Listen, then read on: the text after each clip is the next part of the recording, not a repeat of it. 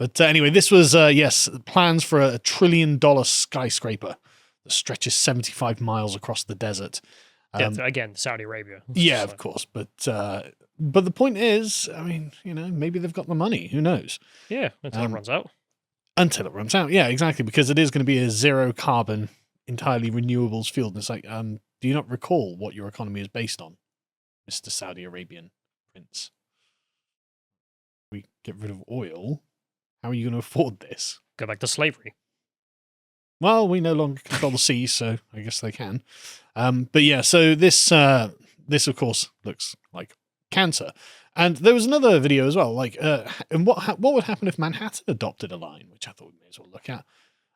If you can scroll down, there should be a video embedded in this. To be honest, that picture of Manhattan alone is disgusting. There we go. Right, so you can see, I mean, this just normal city. That's what New York looks like. But yeah, just all of that space that you're occupying. How about you don't? It's like, great, thanks. I really want to live in this tiny band. There's just, I mean, I'm getting like Judge Dredd vibes, to be honest. This sort of. Yeah, I mean, you see them when they talk about it, that everyone should just live in cities. Get over it. Yeah. Because green energy or whatever stupid reason they have these days to argue. So they don't actually care about any of the issues they'll give you. They just want you to live in these huge mega cities. Imagine taking the inhabitants of New York and making them live in an even more crowded area. Like, I'm sure that's going to go brilliantly. But of course, it's not going to be the dystopian Mad Max or the Judge Dredd style hellhole that I'm envisaging. They're envisaging it as, again, being like the perfect hamster cage. And, you've seen plenty of these tech girl videos where they're like, hey, everything is just, provided for me and nobody ever does any hard work and I don't do anything with my day. That's what they're Nobody picturing. ever disagrees. Yeah. Because there are rules about disagreeing, Callum. Yeah. And this is offensive. But yeah, so these are the sort of people that they expect. The perfect ones from the Mouse Utopia experiment. That's what we're looking at. There are, of course, going to be other things that are being proposed, like Mr. Burns style evil supervillain plots. Like dimming the sun. I mean, literally Mr. Burns' evil plot from The Simpsons. Because, of course, climate change. So why don't we dim the sun? I mean, we've got the means to do it, apparently. I love how it's wonderful, isn't it? How climate change is just the ultimate justification to do whatever the hell you want. Oh, yeah. To depopulate a huge part of the planet, go ahead. Yeah. You want to shove everyone into a big box, make them live like rats? So yeah, just go to climate change. Also, maybe they don't need the sun. Climate change. Well, the fix all problem, isn't it? The executive director of the Carnegie Climate Governance Initiative told the Thomson Reuters Foundation that climate change impacts could soon be catastrophic. It's like, but contact me when they are. Like, if they could, well, I'm not bothered, to be honest. But that means more extreme ways to cool the climate are now on the table. So one controversial strategy, first pioneered by an evil billionaire, was to explore what is known as stratospheric aerosol injection. Wait a minute, chemtrails? Not quite. That is what that is. It's close, but no. That is what that is. That's a conspiracy theory. No, it's a weather weapon. Basically, yes. It involves spraying chemicals into the atmosphere to reflect away some of the sun's warmth. That's great. I can't wait to live in a Matrix-style, cloudy, doom-filled place where you look up and there's just a kind of grey sky. And then we already live there. What are you talking about? No, we don't. Well, I look outside. Yeah, but that wasn't man-made. This is an entirely natural grey sky. Island do you think you live on? This is an entirely natural grey sky as God intended, right? I don't want the man-made grey sky. And the thing is, if you're in Saudi Arabia, you're used to gorgeous days every day, and now it's just gloom, so everywhere has to be as gloomy as us. So I don't think that's on, man. Actually, that is some kind of restorative justice, actually.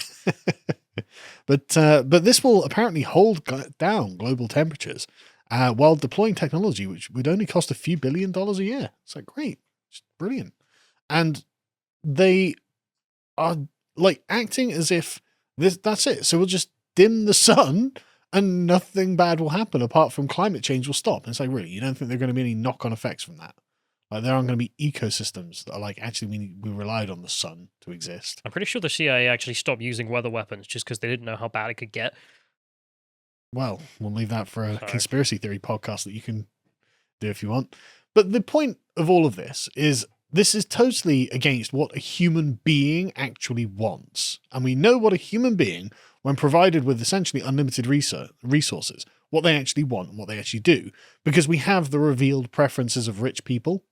For example, in Britain, right, one of the richest places and most popular places with famous people is Marlborough, which is a small town in Wiltshire.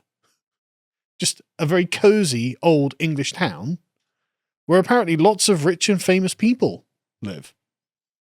So really, so that's what they want. When given all of the options on Earth, they go to a little English town. Yeah. Tiny towns or villages. They don't live in giant megacities in the middle of the desert. Weird. You ever seen the house prices in places like this? Yeah, they're unbelievable.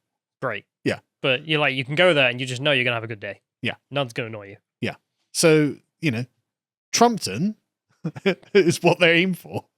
But that's not what they're promising you. You're going to be starving in some kind of futuristic megacity, like in China, incidentally. You may remember they recently had a lockdown of 21 million people. And so people were banging pots and pans, say, look, we're hungry. So, yep.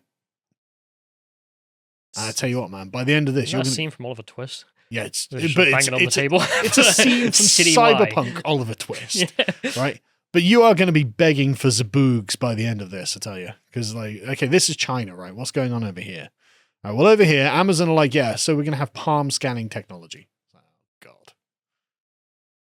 Literally just give us your palm. You don't even need a chip. Don't even need the microchip. We're literally, you're all unique, aren't you? So, obviously, we're just going to scan your palm, and now you'll have access to food. Oh, God, I hate it so much. So this is just for the Amazon One. So, just make your shopping more convenient. It's just more convenient. Give us all your biometric data. Hang on, so your bank account is tied to, your thumbprint? And it will be eventually. At the moment, it's just Amazon's stores, basically. Amazon's cashless Go store in Seattle that had it. But this then expanded to entertainment venues. So why not? You want to go to an amphitheater and go watch a show? Technically, this kind of already happens. Yeah. If you want to pay for something on your phone, you use your thumbprint to open it. Yeah. Well, so why not? Why not? Just scan your... It doesn't matter where the information is going. Just scan your hand. It'll be fine. And what about for food? That'd be fine, wouldn't it? Be a good incentive to get people to just allow themselves to be scanned. Yep, 65 Whole Foods locations in the United States now having these. I hate it. Any thoughts? Just the image there of both of the people wearing masks and smiling as well. Mm. I mean, they do always have to... This is totally normal, guys. Advertise it in the most dystopian way ever. You never just have people just looking a bit fed up of having to do this. No. So the American advertising of everyone smiling as they live in hell. Amazon One creates palm signatures using machine learning to identify customers. While the kiosk takes a picture of a user's palm, the company says it doesn't store the image, but instead encrypts it and sends it to a server for matching. So I trust them so much. Why wouldn't you, right? And they say, as Amazon customers continue to give up their data for a more convenient shopping experience, you idiots don't understand what this data is worth to Amazon, right? There's just people in the chat being like, they're not going to get my hands, cuts them off. But concerns increase about privacy because if you use Face ID or fingerprint scanners, you already use biometric data. However, it's likely that some users aren't okay with the idea of Amazon One may allowing the company to track your movements. So you are going to have to walk into a supermarket, get your eye scan from Demolition Man, in this case a hand scan, and then you're going to be walking around. But the thing is, we're ignoring the complete decline of civilization here because you'll notice that in the most futuristic places on Earth, they're already locking up the meat in cages. Now, this was New York City, where they were just like, well, we have to. Well, fair enough. I mean, yeah, exactly. I did see one 5 minutes before we started of California literally putting just goods in cages that you had to get opened by the staff. People listening as well, we're looking at a can of Spam in a cage. Yeah. Not even anything good. The most unappealing of meats. The joke Spam? I can't stand Spam. No, it's disgusting. But it was the joke meat that is so now important that it has to be locked away for fear of people stealing it. But again, you think, oh well, I hate spam. No, you're gonna be begging for spam because at some point it's gonna be 3D printed meat, apparently, which is disgusting. I don't know whether we can just watch this video in the background, but it's just like, why not? Why not have a meat slurry that is constructed into a steak or a burger for you? It's just who knows what this protein is. The mystery meat slurry that's just printed into your burger. Well, I assume stem cells, right? I don't even know, and I don't care. I'm not going to eat it. But anyway, this is until, of course, protein itself becomes the problem, right? Because protein has an effect on the environment, as the Dutch recently found out. And so you can see that they're already, well, hang on a second. You wee protein, and that's bad for the environment. So I feel like that's a Chad statement. It's like, yeah, I eat so much protein, I even pee it out. I do, but that's bad. That's a form of pollution. So you are now deprived of your boog ration, your printed boog rations. No, now you've just got to eat. I don't know, vegetables, I guess. Nothing but vegetables. This emaciated vegan population that's not even allowed to eat zaboogs. Klaus, you failed us. To watch the full video, please become a premium member at lotuseaters.com.